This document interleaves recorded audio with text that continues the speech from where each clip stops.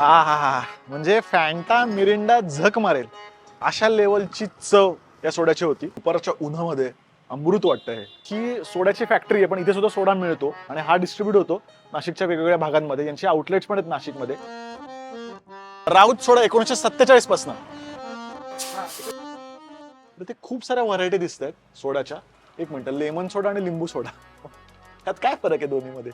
अच्छा, लेमन म्हणजे स्वीट येतो आणि लिंबू म्हणजे सॉल्टेड. लेमन मसाला. सुरेख. अशा दुपारच्या उन्हामध्ये अमृत वाटतं हे.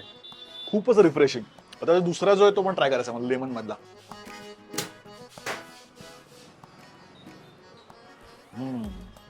पण मला सॉल्टेड पेक्षा स्वीट जास्त आवडला. थोडा सॉल्टी म्हणजे जास्त सॉल्टी लागतोय. लेमन एक नंबर. एक हाजमा. सगळेच ट्राय करू आपण.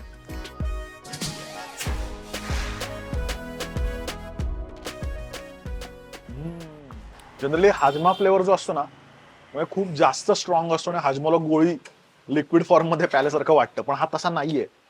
असा थोडी त्याला गोड पण चव आहे आणि चव खूप छान आहे. म्हणजे पोट नसेल बिघडलं तरी पिऊ शकते, इतकी चांगली चव आहे त्याला. अजून कुठला ट्राय करता येईल आपल्याला? त्यांचे जे फ्लेवर आहेत ना, फ्रेश चव आहे त्याला. त्यामुळे आलात नाशिकला, ऊन असेल नसेल, बेस्ट सोडा राऊत सोडा नक्की ट्राय करा.